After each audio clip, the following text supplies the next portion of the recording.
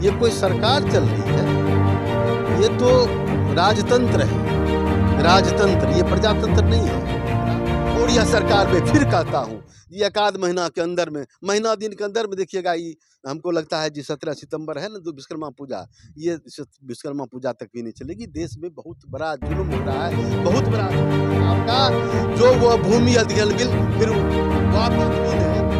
अपनी पत्नी को, ये भारत देश मातृ प्रधान देश है।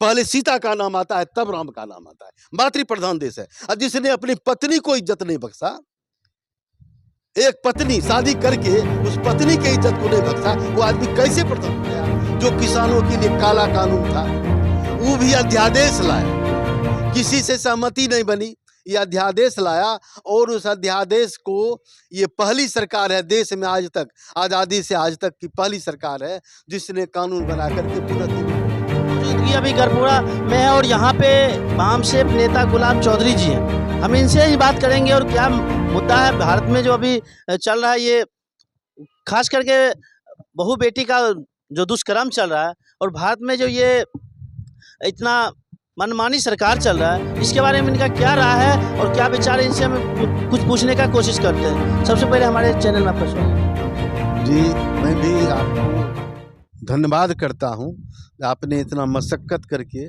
यहाँ आने का प्रयास किया सुदूर देहात में। मैं भी आपके चैनल को धन्यवाद करता हूँ।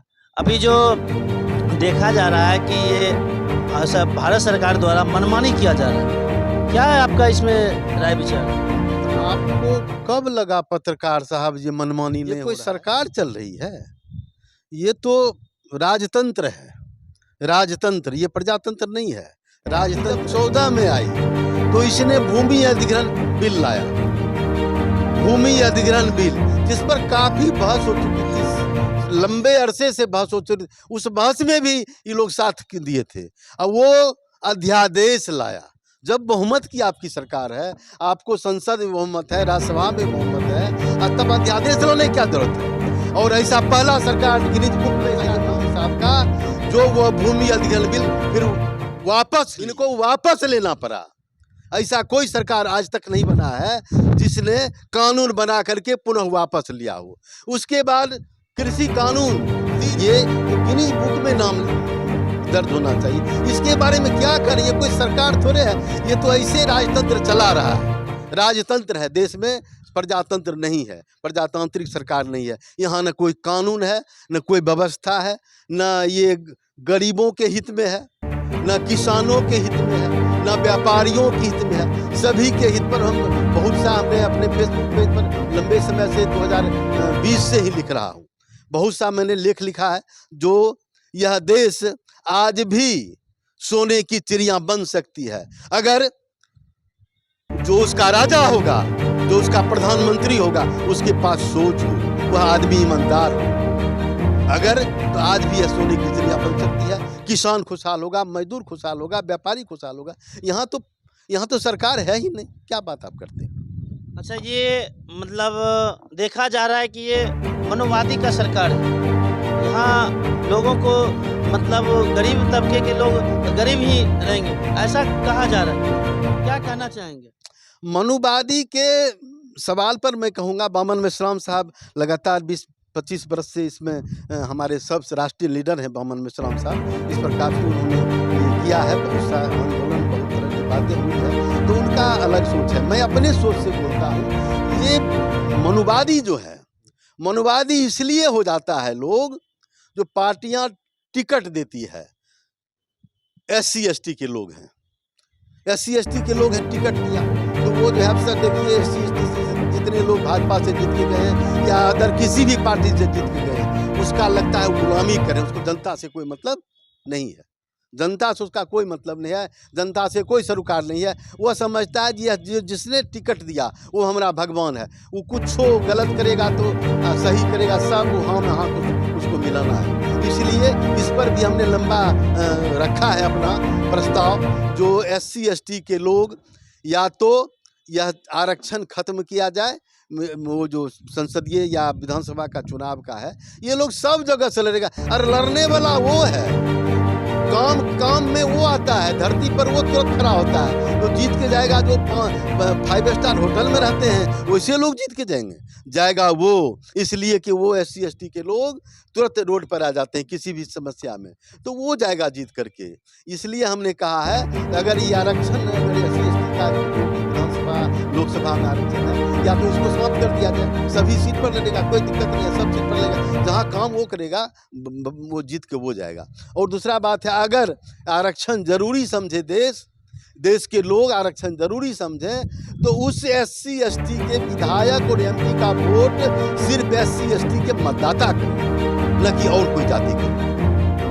तब जो है वह अपने SC ST के लिए काम करेगा, अपने समाज के लिए काम करेगा। ये मनुवादी का मेरा ये परिभाषा है। मनुवादी तब हो जाते हैं जब वो किसी पार्टी का टिकट लेकर के जब आता है तो उस पार्टी का निर्माण करता है। देखिए अभी मोदी साहब बिहार में उनको जितने भी किसी का मान गलत करे सही करे, कहता है मोदी ये भगवान है, मोदी को भगवान की संज्ञा दिया है, जबकि वो इंसान था। इस आदमी ने अपनी पत्नी को, ये भारत देश मातृ प्रधान देश है, पहले सीता का नाम आता है तब राम का नाम, मातृ प्रधान देश है। और जिसने अपनी पत्नी को इज्जत नहीं बख्शा, एक पत्नी शादी करके उस पत्नी के इज्जत को नहीं बख्शा, वो आदमी कैसे देश बर्दाश्त कर रहा है, ये सोचने की जरूरत है। अभी ताज़ा जो अभी घटना चल रहा है, कलकत्ता की घटना जो है, इसके बारे में आपका क्या? किसी घटना पर हम क्या बोलेंगे जब प्रशासन है ये नहीं है, कानून कुछ है ये नहीं है। जो भी है आपको हमने पहले चर्चा किया है सर, इसको मेरा वीडियो आप देखिए, हमारा फेसबुक पेज पर लेख मेरे गुलाब चौधरी के नाम से मेरा अकाउंट खुला हुआ है, लेख को पढ़िए, आपको समझ में आएगा। कोई कानून व्यवस्था ही नहीं। मुझ जैसे आदमी को आज तक न्याय नहीं मिला, जबकि मैं जगा हुआ मनुष्य हूँ, मैं जगा हुआ हूँ। 1997 की घटना है, 97, आज तक मुझे न्याय नहीं मिला। तो दूसरे लोगों को कैसे न्याय मिलेगा? लोग जो आज मुद्दे है वो बेचारा विवश है, तारीख जाता है कोर्ट, उसको तारीख मिलता है सिर्फ। कितने लोग मर गए न्याय पाने के लिए, किसी को मिला आज तक? यहाँ कोई कानून व्यवस्था है, कानून पर बात होती है, बेरोजगारों की बात होती है, भ्रष्टाचार पर बात होती है, बेरोजगारी पर बात होती है। यहाँ तो सिर्फ बात होती है मंदिर और मस्जिद। तो आप बताएं, अभी एक आदमी अभी तुरंत बीमार पड़ सकते हैं, इसका कोई गारंटी नहीं है। मैं बोल रहा हूँ मेरी अगली सांस निकलेगी कि नहीं मैं नहीं जानता हूँ, ये परमात्मा की देन है। तो लोग बीमार पड़ेगा तो वो पहले उस बीमार को लोग मंदिर ले जाएगा कि अस्पताल ले जाएगा? तो अस्पताल जाना चाहिए, तो मंदिर की क्या बात हो रही है?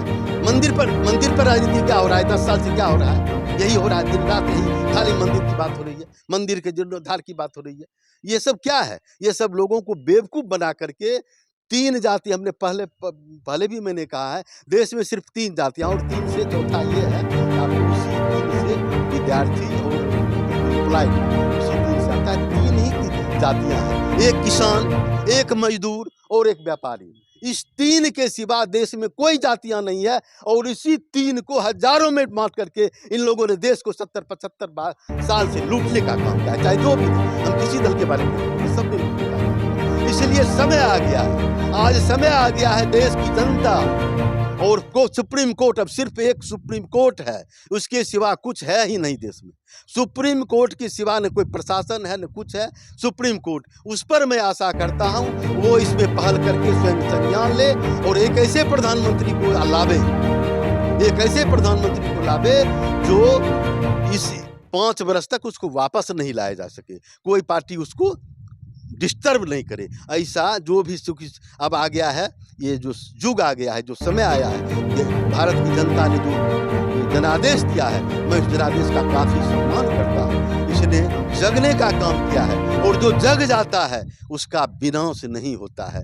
भारत अब जग चुका है पूरी तरह, यही जनादेश बताता है। लेकिन अब ये टुकड़ों की सरकार बनेगी, बहुत से लोग आएंगे तो वो इधर खींचेंगे उधर खींचेंगे, खरीद फरोख्त। मैं इसलिए चाहता हूँ कि सुप्रीम कोर्ट इसमें पहल करके स्वयं संज्ञान ले और ऐसे प्रधानमंत्री को लावे जो दल उसको समर्थन करेंगे उसको वापस नहीं ला सके। ऐसा कानून होना चाहिए, ये करना पड़ेगा। प्रधानमंत्री स्वतंत्र हो, निष्पक्ष हो, ईमानदार हो।